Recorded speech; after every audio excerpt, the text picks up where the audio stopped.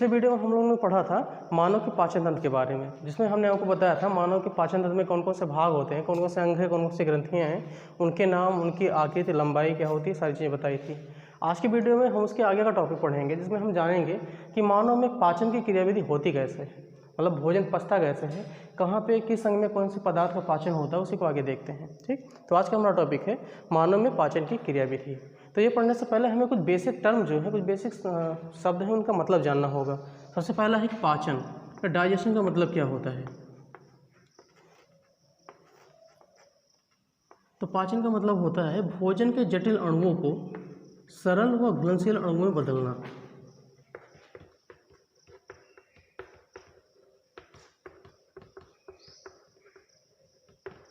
भोजन के जटिल अणुओं को सरल व घुलनशील अणुओं में बदलने की प्रक्रिया ही कहलाती है पाचन।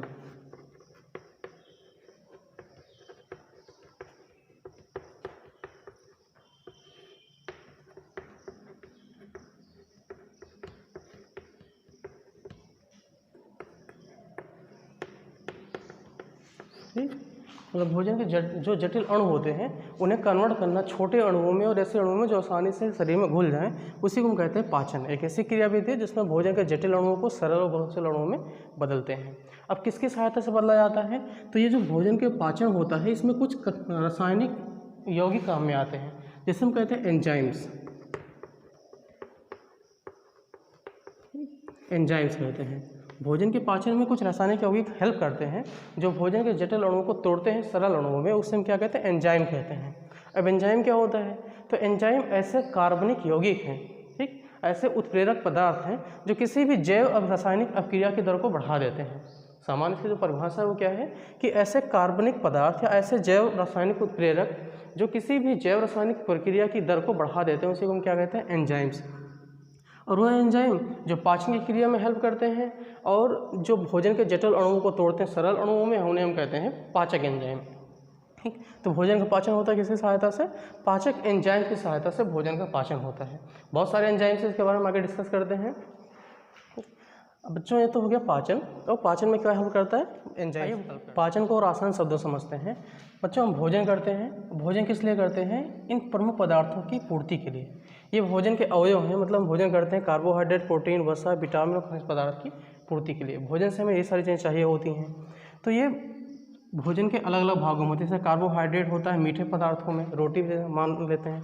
प्रोटीन होता है दूध, सोयाबीन, अंडा, इनमें होता है। वसा प्रोटीन दाल, सोयाबीन, अंडा, इसमें होता है। वसा होती है दूध में, तेल में, वनस्पति घी में। और विटामिन और खनिज पदार्थ सब्जियों में, फलों में पाए जाते हैं। तो ये सारे पदार्थ हैं हमारे भोजन के अवयव हैं और इन सारी चीज़ों को हम अलग अलग भोजन से प्राप्त करते हैं। ठीक, तो ये जो पदार्थ हैं ये जटिल प्रकार के हैं। जब हम पाचन करते हैं तो इन जटिल प्रकार के पदार्थों को कन्वर्ट करते हैं, बदलते हैं एंजाइम की सहायता से सरल पदार्थ में। जैसे कि सबसे पहला कार्बोहाइड्रेट। जब हम रोटी खाएंगे तो हमें रोटी में से क्या मिलेगा, कार्बोहाइड्रेट मिलेगा, और उस कार्बोहाइड्रेट को हम बदलेंगे एंजाइम की सहायता से ग्लूकोज में। ठीक, मतलब कार्बोहाइड्रेट का पाचन किस में होगा, ग्लूकोज के रूप में होगा। प्रोटीन है, प्रोटीन भी जटिल पदार्थ है, जटिल कार्बनिक पदार्थ है, इसे बदलेंगे हम एमिनो अम्ल के रूप में। लगभग 20 प्रकार के अमीनो अम्ल पाए जाते हैं जो समस्त प्रोटीन का निर्माण करते हैं, इन्हें अमीनो अम्ल के रूप में बदल देंगे। वसा का पाचन होगा वसीय अम्ल और ग्लिसरॉल में।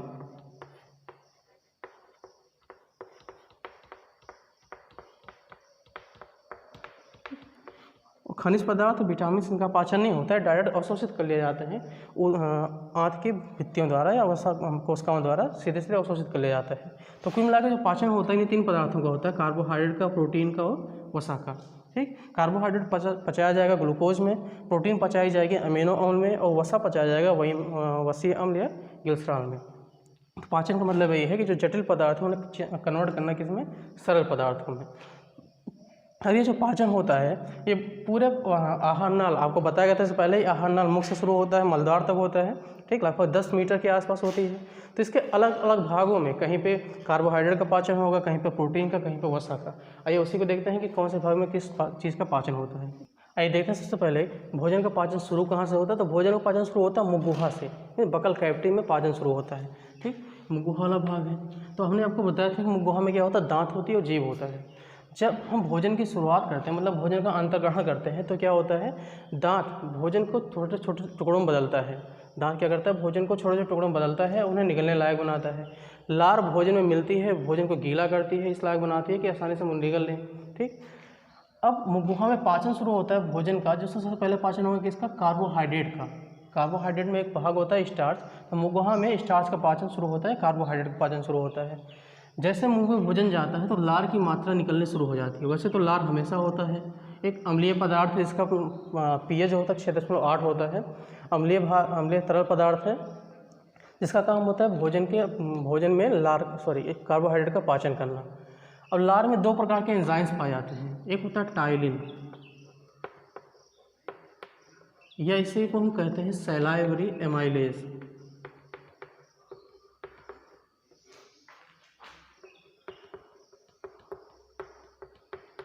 सलाइवरी एमाइलेज कहते हैं।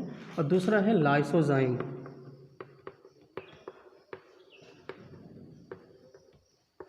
तो लार में दो एंजाइम पाए जाते हैं, एक टाइलिन या सलाइवरी एमाइलेज है, दूसरा है लाइसोजाइम। तो जैसे ही भोजन मुख में पहुंचता है, मुख में लार निकलता है। लार क्या करता है, भोजन को गीला करता है और भोजन में अच्छी तरीके से मिल जाता है। मुख में उपस्थित टाइलिन है, लार में उपस्थित टाइलिन क्या करता है, भोजन का जो स्टार्च होता है, ठीक, इस पर रिएक्ट करता है। स्टार्च प्लस वाटर में जल होता है, जो मुख में लार होता है।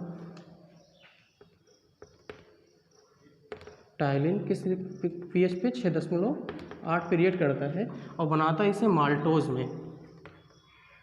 माल्टोज कार्बोहाइड्रेट का एक सरल रूप है। ठीक, मीन्स हुआ क्या कि जैसे ही हमारे मुंह में भोजन पहुंचा, लार में उपस्थित टाइलिन क्या करता है, स्टार्च के साथ, मंड के साथ क्रिया करता है, उसे बदल देता है किस रूप में, माल्टोज के रूप में 6.8 pH पर। और ये तो हो गया, सबसे पहले एक हो गया कि स्टार्च का पाचन कैसे होता है, तो टाइलिन द्वारा स्टार्च का पाचन होता है। दूसरा एंजाइम है लाइसोजाइम। तो लाइसोजाइम क्या करता है, तो जब हम भोजन करते हैं तो हमारे भोजन में बहुत सारे हानिकारक तत्व भी होते हैं, बहुत सारे जीवाणु भी होते हैं। तो लाइसोजाइम क्या करता है, भोजन के साथ आए हुए जीवाणुओं को नष्ट करता है। जो सूक्ष्म जीव आते हैं भोजन के साथ, उन्हें नष्ट करता है। ठीक, तो हो गया मुख में पाचन। मुख में भोजन पहुंचते ही दांत उन्हें छोटे छोटे टुकड़ों में बदलता है, उसमें लार मिलाई जाती है। लार भोजन को इस लायक बनाता है कि मुझसे निकल सके। लार का श्रावण कहाँ होता है, तो लार जो निकलता है वो इन 3 ग्रंथियों से निकलता है, अधोजीवा, अधोहनु और कर्णमूल ग्रंथियों से निकलता है, जो कि 3 जोड़ी होती हैं। लार में 2 एंजाइम्स होते हैं, टाइलिन या सलाइवरी एमाइलेज कहते हैं, जो कि स्टार्च का पाचन करता है, और लाइसोजाइम होता है। लाइसोजाइम क्या करता है, भोजन के साथ आए हुए हानिकारक जीवाणुओं को, सूक्ष्म जीवों को नष्ट करता है। इस प्रकार भोजन में गुहा में पाचन किसका हुआ, स्टार्च का पाचन हुआ किस रूप में, माल्टोज के रूप में। अच्छा, अभी हमने देखा मुगुहा में पाचन। अब आइए देखते हैं मुगुहा में हमने भोजन खाया, भोजन यहाँ से मुगुहा के बाद पचता है, स्टार्च का पाचन होता है, उसके बाद पहुँचता है इस वाले भाग में जिसे हम कहते हैं ग्रास नली या ग्रस नली। ठीक, तो ग्रास नली में भोजन पहुँचता है। अब ग्रास नली में क्या होता है, ग्रास नली में भोजन के किसी भी भाग का पाचन नहीं होता है। ठीक, ग्रास नली में पाचन नहीं होगा, वो क्या होगा, सिर्फ एक मार्ग, एक रास्ता प्रदान करता है भोजन को आमाशय तक पहुँचने के लिए। ठीक, तो ग्रास नली में पाचन नहीं होता। ग्रास नली में भोजन क्या होता है, धीरे धीरे आता है कहाँ तक, आमाशय तक। अब ग्रास नली में एक विशेष प्रकार की गति चलती है जिसे हम कहते हैं क्रमाकुंचन गति।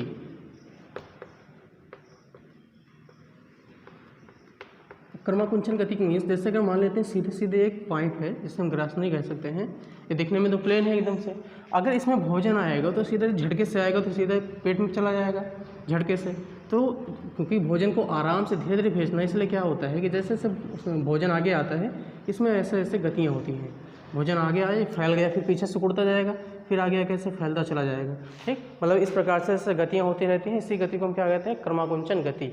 और क्रमाकुंचन गति के कारण भोजन धीरे धीरे आराम से पहुँचता कहाँ तक, आमाशय तक। मतलब ग्रास नली में भोजन का पाचन नहीं होता है, पाचन स्वरूप ही आगे होता है आमाशय में। आइए बच्चे देखते हैं आगे कि आमाशय में पाचन कैसे होता है। तो हमने भोजन किया, भोजन मुंह में पाचन हुआ कार्बोहाइड्रेट का, उसके बाद भोजन ग्रास नली से होता हुआ आएगा आमाशय में। आमाशय में क्या होता है, आमाशय में कुछ ग्रंथियाँ होती हैं, विशेष ग्रंथियाँ होती हैं जिसे हम क्या कहते हैं, जठर ग्रंथियाँ या गैस्ट्रिक ग्लैंड्स कहते हैं। आमाशय में कुछ विशेष ग्रंथियाँ होती हैं जिसे हम जठर ग्रंथियाँ कहते हैं। इन जठर ग्रंथियों से एक रस स्रावित होता है जिसे हम जठर रस या गैस्ट्रिक जूस कहते हैं। ठीक, आमाशय की जठर ग्रंथियाँ एक रस स्रावित करते हैं, जिसे हम गैस्ट्रिक जूस कहते हैं, जठर रस कहते हैं। अब ये जठर रस क्या होता है, अम्लीय होता है। ठीक, बहुत ही अम्लीय होता है। अगर इसका पीएच की बात करें, इसका पीएच लगभग 1.5 से 3.5 तक होता है। भोजन आता है, भोजन के आते ही आमाशय में से जठररस का स्राव तेज हो जाता है, ठीक। और जठररस धीरे धीरे जठररस में बहुत सारे एंजाइम्स होते हैं, कुछ और तत्व होते हैं, बता रहे भी आपको। वो क्या करते हैं, भोजन के प्रोटीन व वसा का पाचन करना शुरू कर देते हैं, ठीक। तो जठररस के 3 भाग होते हैं, जठररस में भाग होते हैं प्रमुख। पहला है HCl हाइड्रोक्लोरिक अम्ल। इसके अलावा पेप्सिन नाम का एक एंजाइम होता है, जठर लाइपेज नाम का एक एंजाइम होता है और रेनिन नाम का एंजाइम होता है, ठीक।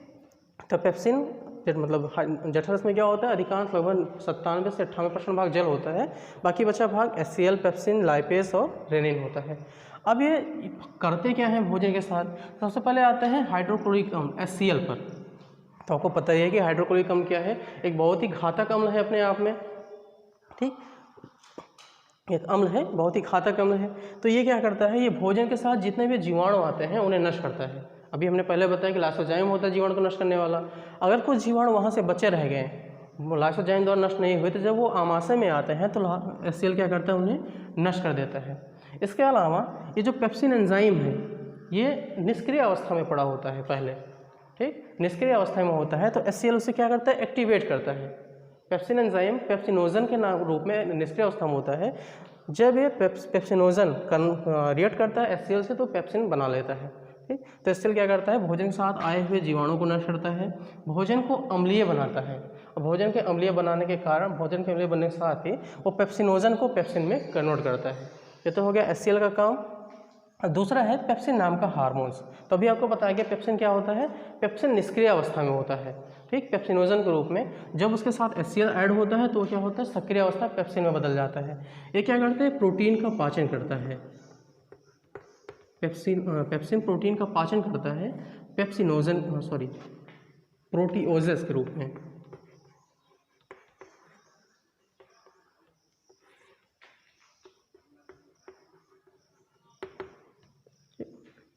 पेप्सिन क्या करता है, प्रोटीन का पाचन करता है प्रोटीओजेस के रूप में, मतलब इसे सरल अणु में कन्वर्ट करता है। तो ये भी आपको बताया गया कि प्रोटीन का पाचन कौन करता है, पेप्सिन नाम का एंजाइम। कहाँ पर, आमाशय में। इसके बाद बारी आती है जठर लाइपेज की। तो ये क्या करता है, जो दूध की वसा होती है, हमारे भोजन का वसा होता है, उसका पाचन करता है। उसका पाचन करके बनाता है वसीय अम्ल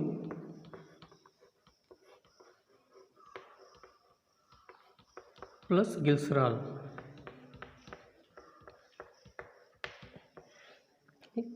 पूर्णता पाचन नहीं होता, यहाँ वसा का आंशिक पाचन होता है। किस रूप में, वसीय अम्ल और ग्लिसरॉल के रूप में। किसके कारण, जठर लाइपेज के कारण। तो अभी हमें 2 एंजाइम हमने पढ़ा। पेप्सिन ने क्या किया, प्रोटीन का पाचन किया, किस रूप में, प्रोटीओजेस के रूप में। दूसरा है जठर लाइपेज, इसने पाचन किया वसा का वसीय अम्ल और ग्लिसरॉल के रूप में। एंजाइम है रेनिन। तो रेनिन एक ऐसा एंजाइम है जो दूध में उपस्थित केसीन प्रोटीन को कन्वर्ट करता है, केसीन प्रोटीन का पाचन करता है। ये मुख्यतः पाया जाता है बच्चों में, ये वयस्कों में इसकी मात्रा बहुत ही कम होती है, ठीक। तो इतने प्रोटीन, इतनी चीज़ें हो गई। HCl भोजन को अम्लीय बनाना, भोजन को अम्लीय माध्यम प्रदान करना, और साथ ही साथ भोजन के साथ आए हुए जीवाणु को नष्ट करना, और पेप्सिन को एक्टिवेट करना, पेप्सिनोजन से पेप्सिन में बदलना। दूसरा है पेप्सिन। तो ये क्या करता है, प्रोटीन का पाचन करता है, प्रोटीन से प्रोटीओजेस बनाता है। पीएच, जब जिस समय प्रक्रिया होती है इसमें पीएच क्या होता है, pH 2 होता है। अगला है जठर लाइपेज। जठर लाइपेज क्या करता है, वसा का कन्वर्जन करता है वसीय अम्ल और ग्लिसरॉल में, ठीक। और अगला है रेनिन एंजाइम, जो क्या करता है, रेनिन एंजाइम ये दूध के केसीन प्रोटीन का पाचन करता है। बच्चे तो हो गया पाचन होता कैसे है। इसी समय इसमें क्या होता है कि आमाशय में क्रमकुंचन गतियाँ चलती रहती हैं, ठीक। आमाशय बाबा फैलता सिकुड़ता है, जिसके कारण जो भोजन आया हुआ होता है वो पूरा तरह पिस कर ले जैसा बन जाता है, मतलब भोजन पिस कर ले जैसा बन जाता है, लुगदी जैसा बन जाता है। अब भोजन की इस अवस्था को हम क्या कहते हैं, इस भोजन की इस अवस्था को हम कायम कहते हैं। मतलब जब भोजन में जठररस मिल जाता है तो भोजन पिस कर पूरी तरह ले जैसा बन जाता है, इस अवस्था को हम कायम कहते हैं। तो बच्चों अभी हम लोगों ने पढ़ा था आमाशय तक पाचन। अब आमाशय में जो पचा हुआ भोजन होता है वो आता है यहाँ से इस वाले भाग में, जिसे हम क्या कहते हैं, इस भाग को कहते हैं ग्रहणी कहते हैं, ठीक। मतलब आमाशय में थोड़ा पचा हुआ भोजन, आंशिक रूप से पचा हुआ भोजन कहाँ आता है, ग्रहणी में आता है। अब यहाँ पे देखिएगा ग्रहणी में क्या होता है, 2 प्रकार की नलिकाएँ खुलती हैं, 2 प्रकार की ग्रंथियाँ आगे खुलती हैं। एक ग्रंथि ये होती है जिसे हम कहते हैं अग्नाशय कहते हैं, ठीक। और दूसरी ग्रंथि है जिसे हम यकृत कहते हैं। यकृत और अग्नाशय दोनों आगे खुलती हैं ग्रहणी में।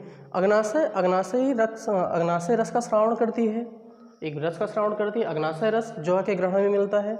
और यकृत क्या होता है, यकृत में एक रस बनता है, इसे हम कहते हैं पित्त रस। यकृत में पित्त रस बनता है और पित्त रस बनने के बाद वो इकट्ठा होता है इस थैली नुमा, हरे हरे कलर की थैली होती है, इसे हम कहते हैं पित्ताशय। इसमें इकट्ठा होता है और धीरे धीरे आवश्यकता अनुसार एक ग्रहणी में लाके छोड़ा जाता है पित्त नली द्वारा।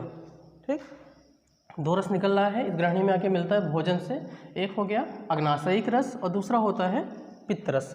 ठीक, यकृत से पित्त रस आता है, अग्नाशय से अग्नाशयिक रस में पैनक्रियाटिक जूस आता है। ठीक, सबसे पहले हम जानते हैं कि पित्त रस क्या करता है। तो पित्त रस जैसा कि नाम से पता चल रहा है कि किस प्रकार का होगा, पित्त मीन्स हल्का सा पीले कलर का, हल्का हरा।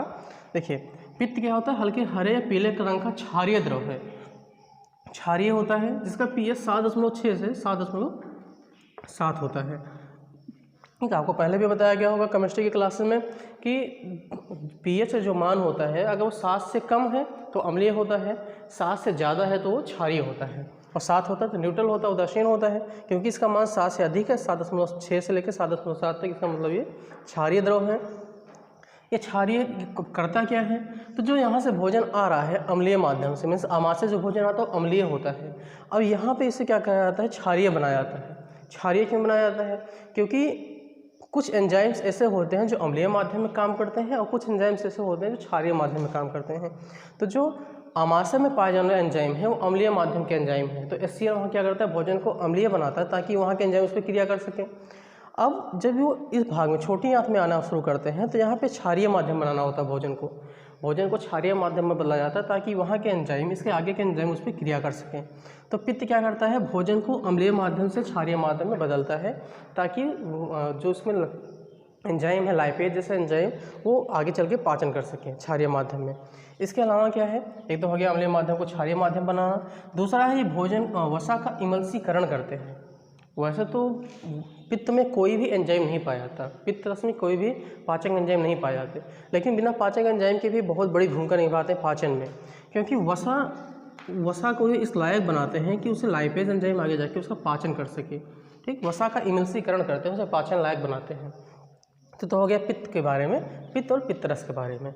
आइए देखते हैं अगर अग्नाशयिक रस के बारे में। अगला होता है अग्नाशयिक रस या पैनक्रियाटिक जूस, जो कि क्षारीय होता है, जिसका pH होता है 8।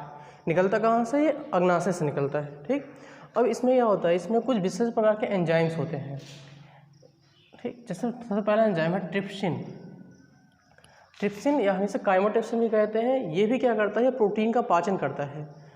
जैसे प्रोटीन का पाचन वहाँ पे पेप्सिन कर रहा था, तो अगर आमाशय में प्रोटीन का पूर्ण पाचन नहीं होता, थोड़ा सा बचा रह जाता है, तो यहाँ ग्रहणी में आके उसका पाचन कौन करता है, ट्रिप्सिन करता है। 7.8 pH पे ये प्रोटीन क्या करता है, पेप्टोन्स और पॉलीपेप्टाइड में कन्वर्ट करता है। तो ट्रिप्सिन क्या कर रहा है, प्रोटीन का पाचन कर रहा है। जिसके बाद बारी आती है अगले की एमाइलेज। एमाइलेज क्या करता है, कार्बोहाइड्रेट का पाचन करता है।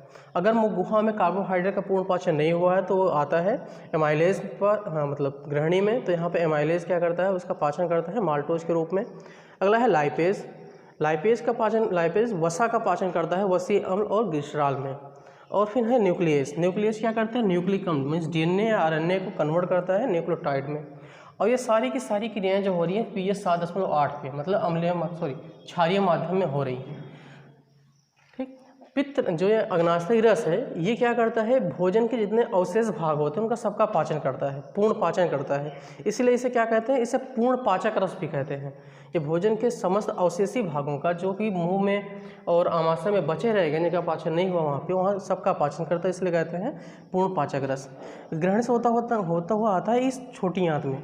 अब आपको बताया गया था कि छोटी आंत की जो लंबाई होती है सबसे ज़्यादा होती है, आहार नाल का सबसे लंबा भाग है, बहुत ही कुंडलित होता है। ये इसीलिए कुंडलित होता है ताकि इसे भोजन इसमें अधिक से अधिक समय तक रहे। भोजन के जो बचे हुए भाग होते हैं उनका सबका पाचन नहीं होता है आंतरिक रस के द्वारा।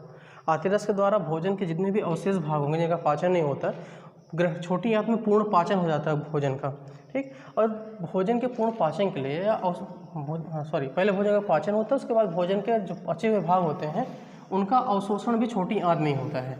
ठीक, अब अवशोषण भोजन का छोटी आंत में हो रहा है, इसलिए इसमें कोई विशेष प्रकार की संरचना पाई जाती है। जो छोटी आंत का आंतरिक सिरा होता है, आंतरिक सतह होती है, उस पर कुछ उंगलियों की जैसे संरचनाएं पाई जाती है, आपको बताया गया था।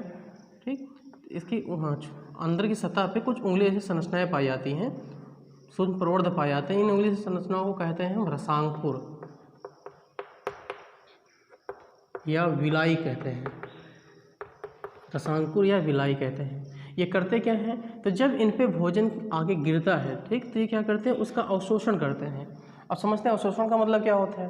तो अवशोषण का मतलब होता है कि पचे हुए भोज्य पदार्थ का इसकी म्यूकस झिल्ली में से होकर रक्त में मिलने की प्रक्रिया कहलाती है अवशोषण। तो ये रसांकुर क्या करते हैं, भोजन के अवशोषण की सतह को बढ़ाते हैं।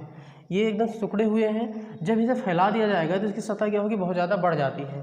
ठीक, रसांकुर क्या करते हैं, भोजन के अवशोषण के लिए सतह प्रदान करते हैं। तो छोटी आंत में भोजन का पूर्ण पाचन होता है, भोजन का पूर्ण अवशोषण होता है। उसके बाद भोजन धीरे धीरे पहुंचता है बड़ी आंत में। बड़ी आंत के इस भाग में जहाँ पे सीकम कहते हैं, यहाँ पहुंचता है। आपको बताया गया था सीकम के नीचे एक छोटा सा पार्ट होता है, इसे हम क्रीम रूप प्रशेषिका या अपेंडिक्स कहते हैं। यहाँ ये भाग हमारे शरीर में अवशेषी है, लेकिन कुछ जीवों में जो कि हरे घास फूस खाते हैं उनमें ये भाग एक्टिव है। यहाँ पे सेलुलोज का पाचन होता है, तो हमें सेलुलोज होता नहीं हमारे भोजन में, इसलिए ये भाग हमारे शरीर में अवशेषी है। तो बताया गया आपको कि भोजन का जो अधिकांश भाग अवशोषित कहाँ होता है, छोटी आंत में होता है। ठीक, तो छोटी आंत के बाद भोजन पहुँचता है बड़ी आंत में। बड़ी आंत में अब जो सिर्फ अवशेषी भाग हैं भोजन के, मतलब बड़ी आंत में सिर्फ अवशोषण होता है जल का। इसके अलावा कुछ अपचित पदार्थ होते हैं, उनका जो थोड़ा बहुत अवशोषण हो पाता है, नहीं तो उसके बाद तो धीरे धीरे पहुंचा दिया जाता है अवशेषी भागों को। ऐसे कोलन सीकम से होता हुआ पहुंचा जाता है मलाशय से, और मलाशय के बाद वो निकल जाते हैं फिर से शरीर के बाहर उत्सर्जन की प्रक्रिया द्वारा। ठीक, तो इस प्रकार ये पूरी प्रक्रिया संपन्न होती है। एक बार फिर से देख लेते हैं इस पूरी प्रक्रिया को। सबसे पहले हम भोजन करते हैं, भोजन मुख में आता है। मुख में भोजन के आते ही उसमें लार मिलाई जाती है, और लार में उपस्थित टाइलिन भोजन के स्टार्च का पाचन करता है। टाइलिन स्टार्च का पाचन करेगा, और लाइसोजाइम भोजन के साथ आए हुए जीवाणु को नष्ट करेगा। उसके बाद भोजन पहुंचेगा इस नली से होता हुआ ग्रास नली, और ग्रसनी से होता हुआ आमाशय में। ग्रास नली या ग्रसनी में भोजन का पाचन नहीं होता, सिर्फ एक मार्ग उपस्थित कराते हैं। आमाशय में भोजन पहुँचते ही जठर रस ज़्यादा तेज़ी से निकलने लगता है, जिसमें HCl मतलब जठर रस से कुछ रस आमाशय में कुछ रस निकलता है, जिसे हम जठर रस कहते हैं। कुछ रस में HCl होता है, हाइड्रोक्लोरिक अम्ल होता है। इसके अलावा रेनिन, पेप्सिन जैसे एंजाइम्स होते हैं जो प्रोटीन का पाचन करते हैं। ठीक, प्रोटीन और वसा का आगे पाचन करते हैं। फिर उसके बाद बारी आती है, यहाँ से होता हुआ भोजन पहुँचता है ग्रहणी में। ग्रहणी में बचे हुए भागों का पाचन होता है। उसके बाद भोजन आता है छोटी आंत में। छोटी आंत में पूर्ण पाचन होता है, अवशोषण होता है। उसके बाद जो बचा हुआ उत्सर्जी या अवशेषी भाग होता है वो जाता है बड़ी आंत में। बड़ी आंत में भोजन में से जल का अवशोषण होगा, और बचे हुए उत्सर्जी पदार्थ को, बेकार पदार्थ को मलाशय द्वारा शरीर से बाहर निकाला जाता है, मलद्वार द्वारा। ठीक, तो ये तो हो गया पूरा का पूरा पाचन की प्रक्रिया। अब एक चीज़ इसमें यह समझनी है, अभी आपको बताया कि हमारे पेट में क्या पाया जाता है, HCl नाम का अम्ल पाया जाता है, जो कि अपने आप में बहुत ही तीव्र प्रकार का अम्ल है। ऐसा अम्ल है कि अगर वो हमारे हाथ पे छू जाए, हमारी त्वचा पे छू जाए, तो हमारी त्वचा झुलस जाएगी। तो क्वेश्चन ये उठता है कि अगर ये बाहर इतना खतरनाक है तो हमारे शरीर के अंदर ये कैसे है, हमें नुकसान क्यों नहीं पहुंचाता? ऐसा क्या है हमारे शरीर में कि ये नुकसान नहीं पहुंचाता? ठीक, यह एक क्वेश्चन और बनता है कि जो हमारे पाचक एंजाइम हैं, ठीक, जो पाचक एंजाइम हैं वो इतने हार्ड हैं कि वो मांस जैसे चीज़ों को भी पचा लेते हैं। तो हमारे जो ये हमारे अंग है ये भी मांस के बने होते हैं, ये क्यों नहीं पचते? उसका एक आंसर ये है कि इनकी जो ये आंतरिक सतह है ये एक विशेष प्रकार की झिल्ली से कवर होती है, जिसे हम कहते हैं श्लेष्मा झिल्ली या म्यूकस मेम्ब्रेन कहते हैं। ठीक, इनकी जो सतह होती है म्यूकस से कवर्ड होती है, म्यूकस से ढकी होती है, और म्यूकस के कारण ये जो HCl है या जो एंजाइम है वो इसकी मतलब हमारे अंगों को उनकी पहुंच से दूर रखते हैं। म्यूकस क्या करता है, इस एंजाइम्स को या इन रसों को हमारे अंगों के टच से दूर रखता है, इसलिए हमारे अंग उनसे नहीं पचते हैं, या HCl हमारे अंगों को नुकसान नहीं पहुँचाता है। तो बच्चों ये तो आज हो गया पूरा का पूरा पाचन तंत्र। ये जो हमने आपको पढ़ा है ये सिर्फ हाई स्कूल लेवल का है। जब आप अपर क्लासेस में जाएंगे तो आपको कुछ और चीज़ें जानने को मिलेंगी, लेकिन अभी आपके सिलेबस में जो था हमने आपको वही पढ़ाया है। ठीक, तो आज की वीडियो में बस इतना ही। अब अगली वीडियो में हम आपको पढ़ाएंगे श्वसन की क्रियाविधि, श्वसन क्या होता है, कौन से प्रमुख अंग हैं। तो आज के लिए बस इतना ही। अब मिलते हैं आपसे अगली वीडियो में। Have a nice day.